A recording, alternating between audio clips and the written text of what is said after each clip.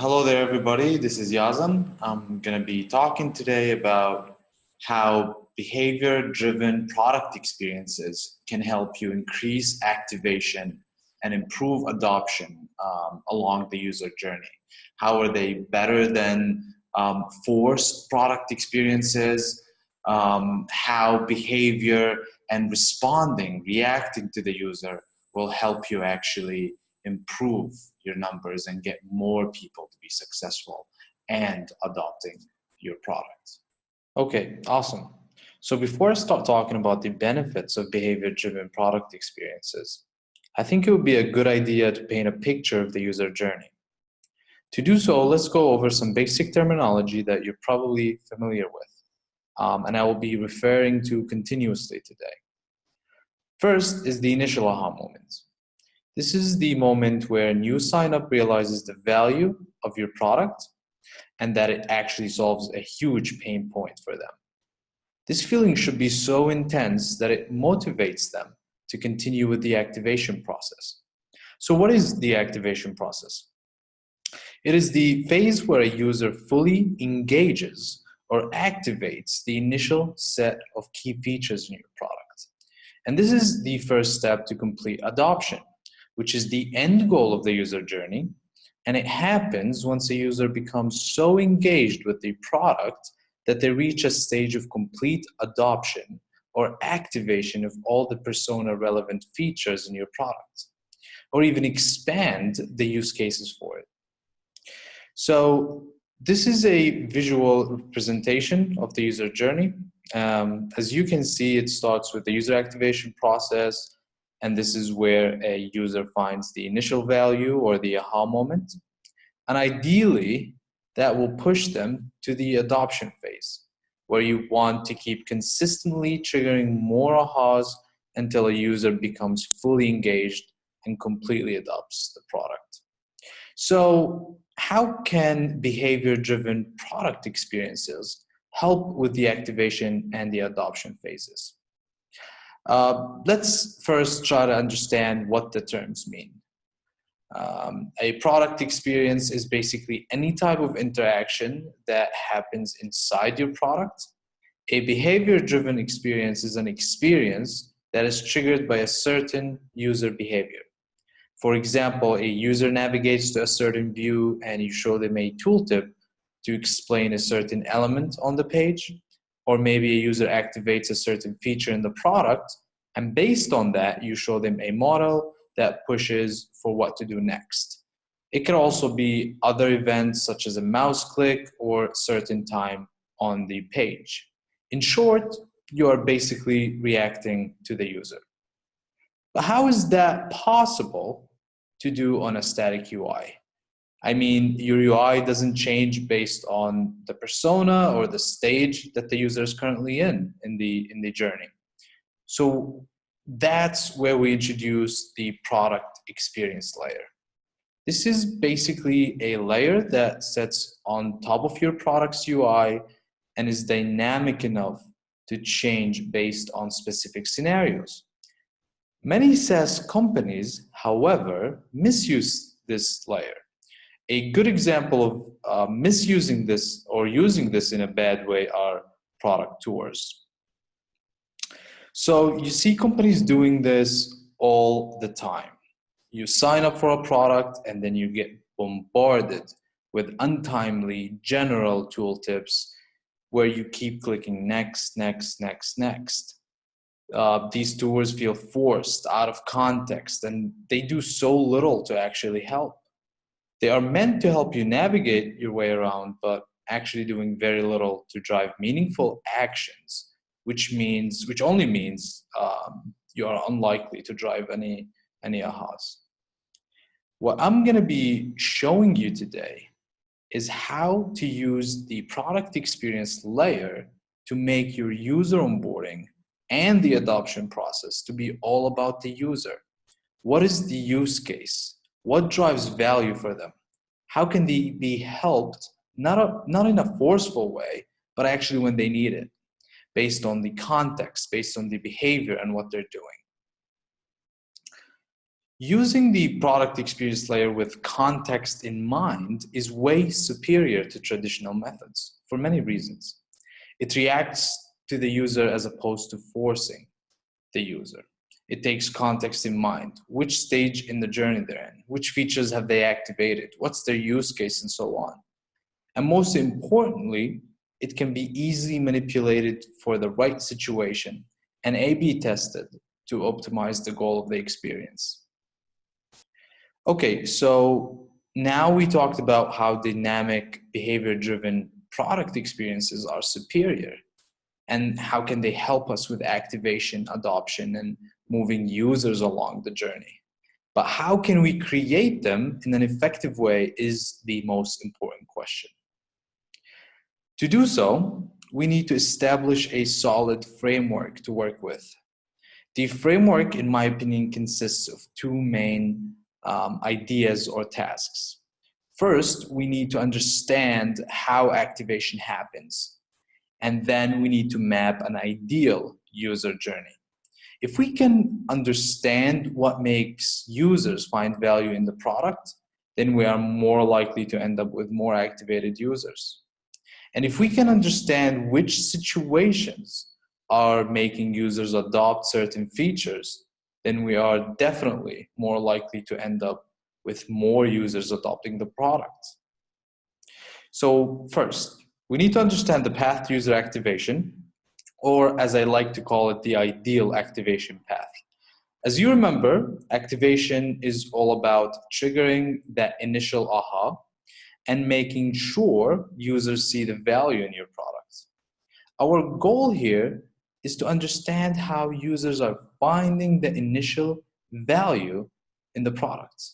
So basically, what are the set of key actions that each persona is taking to find this value?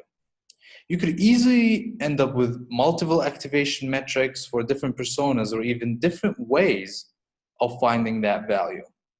Things that can help you during this process: monitoring the first run experience using tools such as Full Story or Hotjar, or in my opinion, collecting feedback from your already successful users. What kind of in-app actions have they taken to find value? Then, if we know this, we can push signups of that persona to take similar actions and become successful as well. If you find that the activation in your specific case is linear, then it's definitely an easier task. And it becomes clear then what you need to do to push certain actions during that first run. But it's not always that easy. So I have a couple of examples here. A sales CRM software might find that 3 key actions are actually contributing to more successful activation. These actions could be uploading a list, connecting their email, and firing a sequence. But also find, for example, if they find through analysis that some users are more likely to activate if they upload a list first, but others find more success by connecting their email first. The same can also be said of a scheduling software with various different starting points. Using the sales CRM software example, the product team can start with a simple model that gives users the choice on how to begin, either connecting their email or uploading a list. And based on that behavior, they can dynamically change the product experience to optimize for more activation.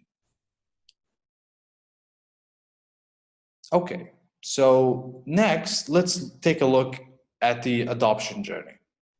And this is actually the part where I feel like behavior-driven product experiences will be most useful. In the activation process, things are more linear. There's only so much a user can do to find value. But here, the journey to adoption is definitely a non-linear one.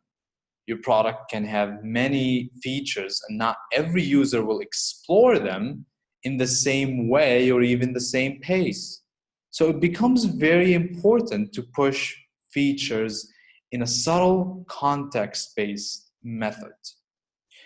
Okay, so let's say user found that initial aha and is activated and they are using the initial set of key features of your product, it's perfect. But what comes after that? We need to figure a way to keep them going along the adoption journey. On a most important level, we need to make sure that we are tracking all sets of different key events in the app. This will help us do correlation analysis, funnel analysis, and really understand under which situations are these features being used and under which conditions or order they are being activated. This will help us establish both successful patterns and also understand where the dropouts are happening, under which context a user is likely to adopt a feature, and why are they failing to see values in other feature. If we go back to our examples here, a product team might study 3 or 4 feature activation events using a funnel, let's say, and find out that 2 features are highly correlated in a certain order. Event A can lead to event B. Then it would only make sense to push users for activation for event B after event A has been already done. A real-life example I absolutely love is the HubSpot example of how they push their templates feature.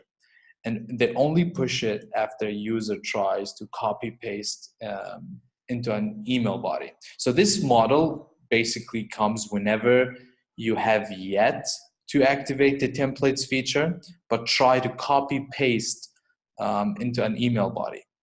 And it keeps coming until you actually create at least one template. Now imagine if they had tried to push such a call to action in a random time, or when a user first signs up. It would be absolutely meaningless. And if your product team can consistently keep pushing such call to actions at the right times, not trying to push all features at once, and instead staging the journey, then it would only be a matter of time until you end up with a user base that is taking advantage of most of the features in your product. So simply, this is your goal: to build dynamic product experiences that activates users and align them to the map journey. So to recap the main points here, let's take a look at the key takeaways that will help you improve both your activation and adoption. Let's start with the user activation. The first run experience is pivotal and can be often the difference between activation and churn. So focus on that. Focus on driving meaningful actions based on user persona, use cases, and if possible, give them a choice on how to begin. There's multiple examples of companies such as Airtable that would collect the user persona or the use case during the sign-up flow and then adjust the whole following first run experience based on that. The main idea is to never overwhelm them with all features of your product. They are not looking to learn about all of what your product has to offer, but instead they want to see the initial value and a way to motivate them to continue exploring your product. Finally, you should save all your tips and hints to where actually showing them would make sense. Context, context, context. As for the adoption process, you do want to track major events on the app. You do want to run some analysis and understand the ideal user journey. Even if it's not linear, chances are that key events on your app are highly correlated. So make sure to set up your product experiences to react to major events and try to keep pushing users along the journey. This is important. Users are more likely to adopt features after certain key events, and running a simple funnel analysis will probably convince you of that. And you have to understand, complete adoption of a certain product will take time. No account or user will go and completely adopt your software from day one. And this is exactly why I think product tours actually fail. because you're trying to show all features that you have at once without being focused on value. Be patient and stage the right product experience to the right situation or context. I would end this by giving kind of a generic advice. Users have a limited attention span during a run. Make sure you keep them focused on what's important and never overwhelm them. Do this by reacting to them. React to the context, the stage of the journey they're currently in. What key events are they actually triggering on that run? And always avoid forcing them or being too general. So thank you so much for listening. I hope this was of value to you. I try to keep it as short and focused as possible. I do have a small giveaway for the Product Lit Summit folks here. I'm giving away a free 30-minute consultation, but I do have to limit that to the first 15 signups. Feel free to book a slot and I'll be more than happy to answer all of your questions.